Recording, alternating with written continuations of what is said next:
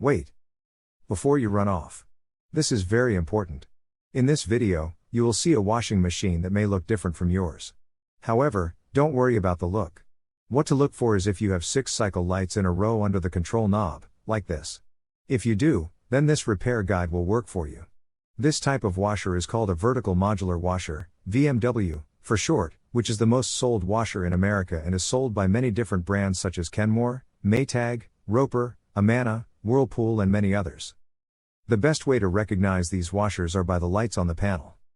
These washers have a built-in self-diagnosing system that can tell you exactly what's wrong with the machine. It should be noted, when the washer runs into an issue, it then stops itself, and blinks the lid lock light at you, waiting for you to run the diagnostic mode. A blinking lid lock does not necessarily mean you have a bad lid lock. Entering and running the self-diagnosis is simple, and requires no tools or previous experience. It takes only 2 to 3 minutes. Before running the diagnostic mode, it is recommended to run the recalibration mode first, which is a similar process. Our videos will provide you with the proper step-by-step tutorial. Start with the recalibration mode. If that doesn't solve your issue, you can proceed to the diagnostic mode to pull the error codes which will point out the parts your washer needs. Then all that's left is buying the correct part and installing it.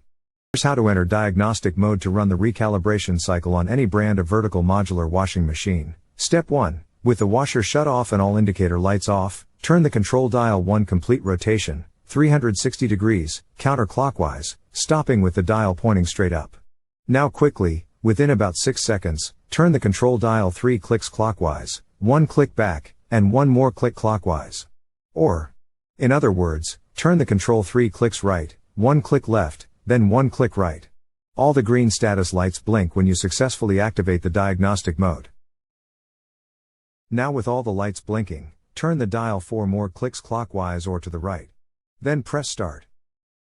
Now the calibration cycle will begin, which runs for 2 to 3 minutes. If the calibration cycle ends successfully, the lid unlocks and the washer shuts off. If it doesn't complete, then you will need to pull the error codes to find out what's wrong. Here's how to enter diagnostic mode to retrieve error codes on any brand of vertical modular washing machine. Step 1. With the washer shut off and all indicator lights off, turn the control dial 1 complete rotation, 360 degrees, counterclockwise, stopping with the dial pointing straight up. Now quickly, within about 6 seconds, turn the control dial 3 clicks clockwise, 1 click back, and 1 more click clockwise.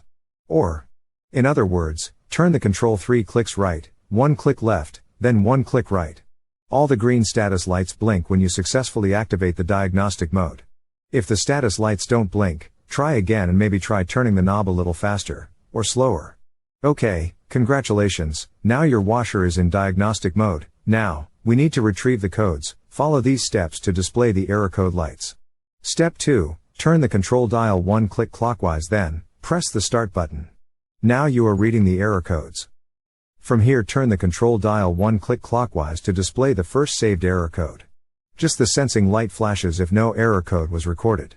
If this is happening to you but there is still an issue, then you will need to watch our other video. The control displays up to 4 error codes.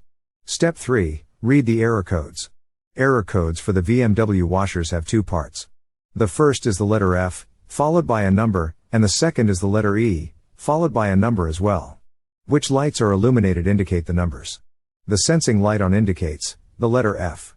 The sensing light off indicates E. The wash light equals 8. Rinse equals 4. Spin equals 2. And cycle complete 1.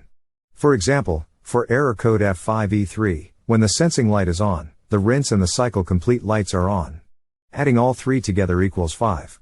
This means the first part of the code is F5. Then, on the other flash of lights, the sensing light is off, but the spin and the cycle complete lights are on. Adding them together makes 3. The second part of the code would be E3. That's one code.